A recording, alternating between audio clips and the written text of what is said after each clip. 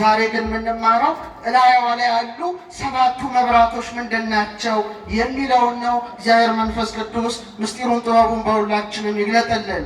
እግዚአብሔር ተፈጥሮን ሲያዋቅር በሰባት አድርጎታል። ለምሳሌ ሰባቱ ሰማያት ማለት እንችላለን፣ ሰባቱ ሊቃነ መላእክት ማለት እንችላለን፣ ሰባቱ ዕለታት ማለት እንችላለን፣ ሰባቱ መገብተ ዕለታት ማለት እንችላለን።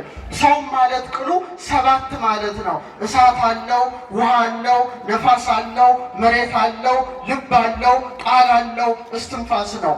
ጥበብ አነጸት ላቲ ቤተ ጥበብ አለ ለራሷ ቤትን ሰራች። ወአቀመት ሰባተ አዕማደ ጥበብ የተባለ ማን ነው?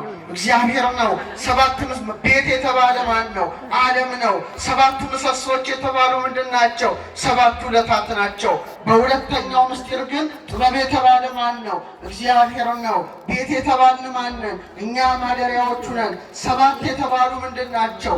መክብበ ሕዋሳት በተባለው በራሳችን ላይ የተቀመጡ ሰባት መብራቶች ናቸው። ስንት አይኖች አሉን? ሁለት አይኖች አሉን። ስንት ጆሮዎች አሉን? ተናገሩ እንጂ። ስንት አፍ አለን? ሲደመር ስንት ይሆናል? ሰባት ይሆናል። እና ወሰባቱ መሃቱ ላይ ሊሃ ሰባት መብራቶች በላይዋ ላይ ነበሩ ሲባል የድንግል ማርያም ሁለቱ አይኖቿ፣ ሁለቱ ጆሮዎቿ፣ ሁለቱ የአፍንጫ ቀዳዳዎቿ፣ አንደበቷ ሁሉ ለእግዚአብሔር ብርሃን ሆኖ የተሰጠ እንደሆነ ነቢየ እግዚአብሔር ዘካርያስ ሲመሰክር ነው። እንግዲህ እስቲ ወደ አይኖቿ እንመልከት። ሰባት መቅረዞች በህሊናቸው አስቡ። ሰባት ቅርንጫፎች አሏቸው። የዳርና የዳር ቅርንጫፎቹ በድንግል ማርያም ሁለት አይኖች ይመሰላሉ። ሁለቱ አይኖቿ ብርሃን ሆነው የተሰጧት ነበሩ። በእውነት የእመቤታችን አይኖች ከማየታችን በፊት እግዚአብሔር የሰውን አይን ሲፈጥር በጣም ይገርማል። አይናችን ቀለማትን ዝርዝራቸውን መለየት የሚችሉ ወደ 7 ሚሊዮን የሚጠጉ ኮንስ የሚባሉ ሴሎች አሉ። እንደገና በጨለማ ማየት የሚያስችሉ ወደ 100 ሚሊዮን የሚጠጉ ሮድስ የሚባሉ ህዋሳት አሉ። እያንዳንዱ የአይናችን ኦፕቲካል ነርቭ ወደ 1 ሚሊዮን የሚጠጉ ሴሎች አሉት። 256 የተለየ አሻራ በእያንዳንዳችን አይን ውስጥ ማን አስቀምጠዋል? እግዚአብሔር አስቀምጠዋል። የሰውነት መብራት አይን ናት። አይን ብሩህ ከሆነ ሁለመና ብሩህ ነው። አይን ጨለማ ከሆነ ሁለመና የጨለመ ነው ብሎ ጌታችን እንዳስተማረ የድንግል ማርያም አይኖች ርኩሰት አልነካቸውም። ትዕቢት ፈጽሞ አላጨለማቸውም። ቁጣ አልሸፈናቸውም። ምንም ማታለል አልደረሰባቸውም። አይኗ በብርሃን የተመላ ነበረ። ታላቁ አባት አባ ጊዮርጊስ ምን ይላታል?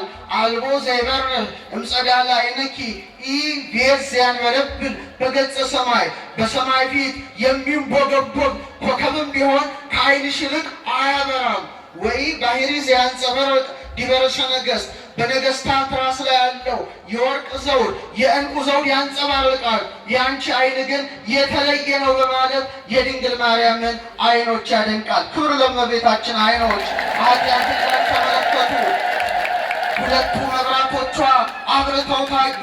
የድንግል ማርያምን አይኖች እስቲ በተወሰነ መልኩ እንዳስሳቸው።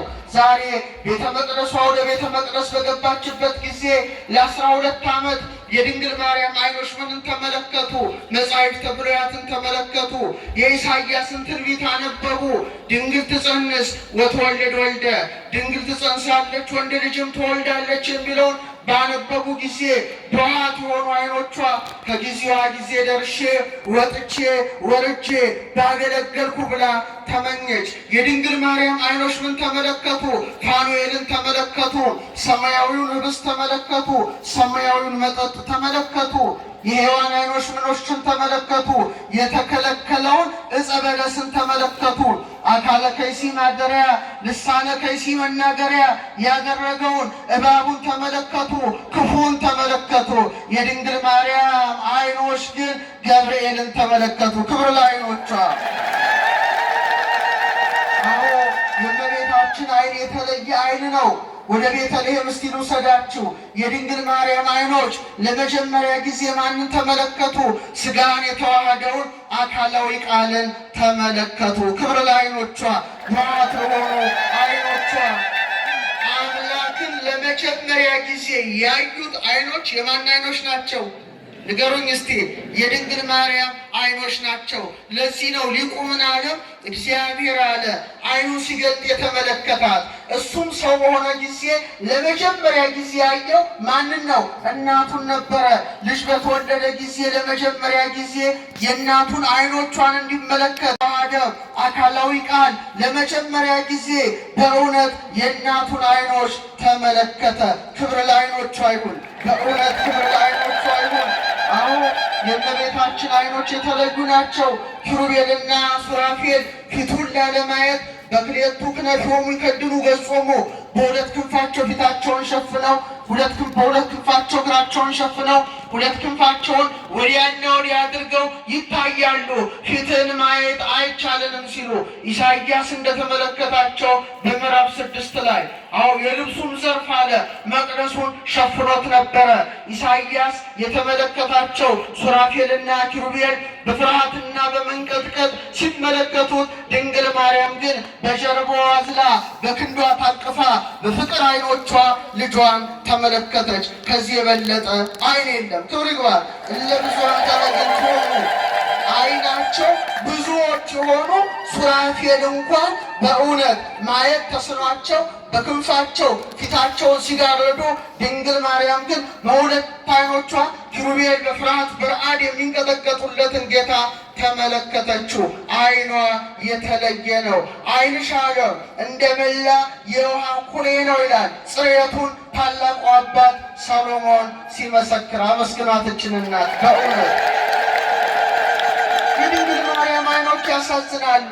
በቤተልሔም በደስታ ልጇን የተመለከቱ አይኖቿ ጆሮ የማን ጆሮ ይመስላችኋል? የድንግል ማርያም ጆሮዎች ነበሩ።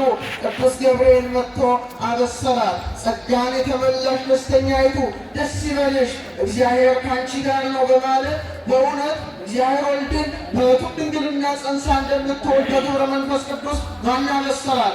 የምስራቹን ስብከቱን ገብርኤል አበሰራት። እሷን ገና ሰማችሁ፣ በጆሮዎቿ ሰማችሁ። ክብር ለጆሮ አይሁን። ማንም ሐዋርያ ከመነሳቱ ከመስበኩ አስቀድሞ የድንግል ማርያም ጆሮች በቅዱስ ገብርኤል አማካይነት ወንጌል ፈሰሰባቸው። ለመጀመሪያ ጊዜ በዓለም